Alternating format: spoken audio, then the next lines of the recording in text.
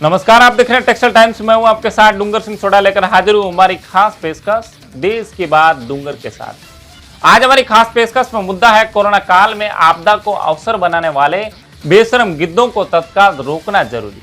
जी हां, कोरोना काल में दवाइयां समेत अन्य आवश्यक चीजों की कालाबाजारी ने आम इंसान को तोड़ कर रख दिया। कोरोना के इस दौर में लालची लोगों ने ऑक्सीजन से लेकर रेमडेसिविर इंजेक्शन और खाने पीने की चीजों को दाम जो है बेहिसाब बढ़ा दिए। कोरोना काल में ऐसी कई सुर्खियां सामने आ रही है जो इंसान के शैतान बनने की कहानी बखूबी बयां करती है। ये सुर्खियां उस काले सच को उजागर करती है जिनमें कुछ लोगों ने और व्यापारियों ने बहुत बेशर्मी से इस महामारी की आपदा को अवसर में तब्दील कर दिया। ये उस घिनौनी धन लिप्सा को बेपर्दा करती है और बताती है कि इंसान कितना नीचे गिर सकता है। अफसोस यह है कि ये कहानी सिर्फ जयपुर, जोधपुर, इंदौर, बागपत, पानीपत और सूरत या अहमदाबाद की नहीं है। शहरों के नाम बदल दें तो ऐसे पैसों के लालची गिद्ध, कफनचोर और बेईमान धंधेबाज हर शहर में मिल जाएंगे। गिद्धों से बेहतर ऐसे लोगों के लिए आपदा ही अवसर है। गिद्ध तो मरने के बाद अपना पेट भरने के लिए लाशों को नोचता है, पर ये लोग तो अपनी तिजोरियां भरने के लिए जिंदा इंसानों को ही नोचने में लगे। ऐसे नापाक तरीकों से तिजोरियां भरने वाले कोई और नहीं, हम और आप जैसे कई लोग हैं। महामारी में सरकार को उस बंद इंतजामियों को कोसना आसान है, लेकिन कोरोना काल में दैनिक जीवन की इस मुश्किल बढ़ाने में सरकार से ज्यादा ऐसे ही धंधेबाजों का हाथ। ईमानदारी का लबादा ओढ़े ये बेईमान मुर्दे के शरीर से कफन तक नोचने में लगे।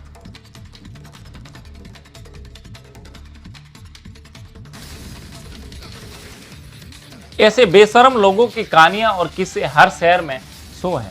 जी हाँ, धन लिप्सा में लोगों ने बढ़ा दिए हर चीज के दाम। जी हाँ, डॉक्टर्स ने कोरोना के बचाव के लिए विटामिन सी अधिक लेने के लिए कहा तो 50 रुपए किलो बिकने वाले नींबू 150 रुपए किलो हो गए। सिर्फ 40 रुपए में बिकने वाला नारियल 80-90 रुपए तक पहुंच गया। ऑक्सीमीटर की डिमांड बढ़ी तो इसके दाम 1000 से लेकर 4000 तक पहुंच गए। ऑक्सीजन की कमी सुनते ही लोगों ने इसका अनावश्यक स्टॉक करना शुरू कर दिया। फलत इस दाम बढ़े हैं और सप्लाई कम हो गई। जी हाँ, सरकारी डॉक्टर तक पीछे नहीं है। रेमडेसिविर इंजेक्शन की कालाबाजारी में तो लाखों का वेतन लेने वाले सरकारी डॉक्टर तक पीछे नहीं है। ऑक्सीजन बेड की इतनी किल्लत है कि उनकी बोली लग रही है। कोरोना से मरीज मरे तो एम्बुलेंस संचालकों की चांदी बन गई। इससे जयपुर से 2 साल, सूरत, ऐसा कोई शहर नहीं जहां पर किराया जो है 5 से 10 गुना तक बढ़ा दिया। महामारी में मौका मिला तो कफन से लेकर शमशान की लकड़ियों तक के दाम बढ़ा दिए। एक दिन हिसाब तो इन सबका भी देना पड़ेगा। जनता की अदालत में नहीं तो ईश्वर की अदालत में इन पापों का हिसाब तो हो जाएगा। जी हाँ, लाखों कर्मवीर और देवदूत भी खुदा ने भेजे हैं। शुक्र है खुदा का जिन्होंने दुनिया का संतुलन बनाए रखने के लिए 2 तरह के इंसान बनाए।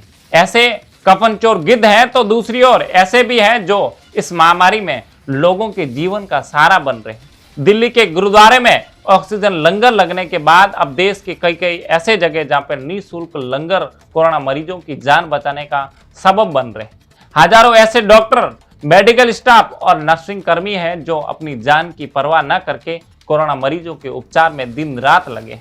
महामारी में जरूरी सेवाओं के लिए काम करने वाले लाखों कर्मवीर हैं।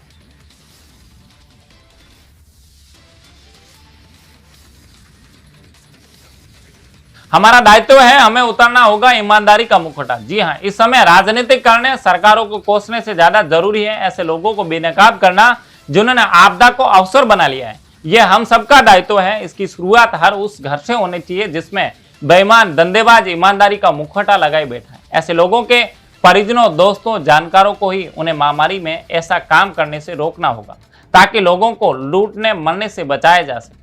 ये महामारी का दंश झेलने कोरोना मरीजों के आंसू पोंछने जैसा है।